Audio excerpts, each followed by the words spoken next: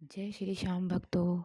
तो हम बताने वाले हैं आपको इस वीडियो से कि जिन भी भक्तों का विश्वास खाटू श्याम जी से डगमगा रहा है। डगमगाने का मतलब है जो भी भक्त अपनी परीक्षा दे रहे हैं, खाटू श्याम जाते हैं, उन्हें जाते जाते कई महीने हो गए, कई दिन हो गए, लेकिन उनकी मनोकामना पूरी नहीं हो रही। तो इस वीडियो के माध्यम से सबसे पहले तो जो विश्वास आप लोगों का डगमगा रहा है वो कभी भी नहीं डगमगाएगा।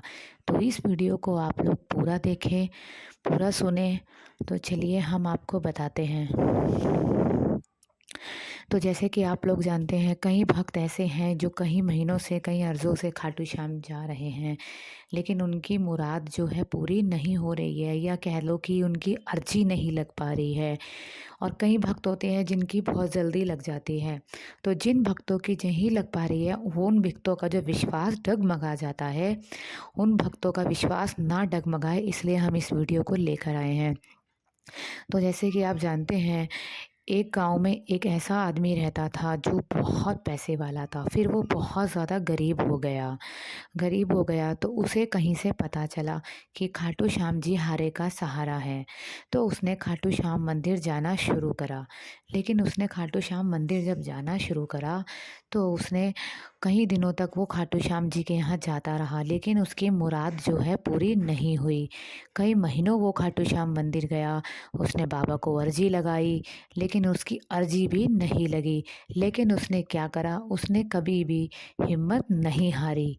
हाँ जी, वो हर महीने गया, हर ग्यारस गया, लेकिन उसे ऐसा लगा, उसने ये कभी नहीं हार मानी कि बाबा मेरी नहीं सुन रहे। वो खाटू श्याम जी जाता रहा।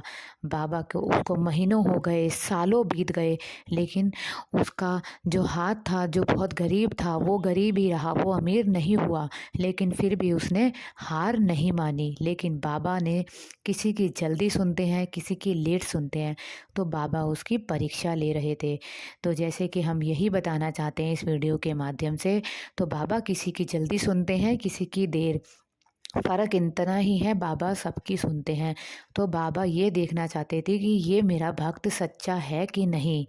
तो बस बाबा उसकी परीक्षा ले रहे थे, और वो भी अपनी परीक्षा देने से पीछे नहीं हटा।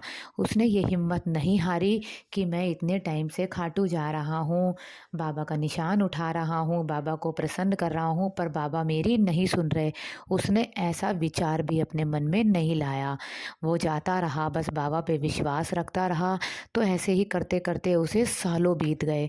लेकिन जब बाबा ने देखा कि ये तो मेरा पक्का भक्त है, इसकी परीक्षा अब मैंने बहुत ले ली, तो बाबा ने क्या करा, एक दिन ऐसा चमत्कार हुआ कि उसको ऐसी खबर आई कि उसका काम काज सही हो गया। धीरे धीरे उसके पास सब कुछ हो गया। इसीलिए दोस्तों, ये कहा जाता है भक्तों कि विश्वास रखिए, लेट से सही, लेकिन आपका काम बाबा श्याम जरूर पूरा करेंगे, क्योंकि वो हारे का सहारा है। किसी की मुराद जल्दी पूरी होती है तो किसी की लेट। प्रभु जिसको देखते हैं कि ये मेरा भक्त है कि नहीं, वो ये आजमाते हैं बस। इसीलिए आप लोगों की परीक्षा लेते हैं। तो आप ये कभी मत सोचना कि बाबा मेरी नहीं सुन रहे हैं, मैं ये कर रहा हूँ, मैं वो कर रहा हूँ, ऐसे ख्याल कभी भी मन में मत लाइएगा। श्रद्धा से करते जाइए अपनी भक्ति को। एक ना एक दिन फल आपको बाबा ज़रूर देंगे। बाबा सिर्फ आपकी परीक्षा लेते हैं। बाबा परीक्षा सबकी लेते हैं, किसी की कम, किसी की ज़्यादा। और अरदास भी सबकी पूरी होती है, चाहे कोई कैसा भी हो। तो यकीन मानिए, बस बाबा की पूजा कीजिए। और पूजा में आपको क्या करना होता है, जैसे कि हर ग्यारस के दिन आप अपने बाबा को चूरमे का प्रसाद का भोग लगाइए।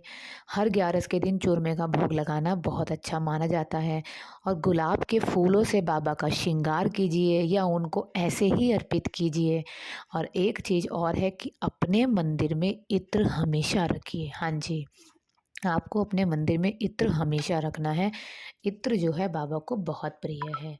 तो ये काम आपको हमेशा करने हैं। अपने मंदिर में हमेशा इत्र रखिए। सुबेरे की पूजा पाठ करने के बाद बाबा को इत्र लगाइए। तो आपको एक काम ज़रूर करना है, जब भी ग्यारस आती है, हर ग्यारस को बाबा को चूरमे का भोग लगाइए।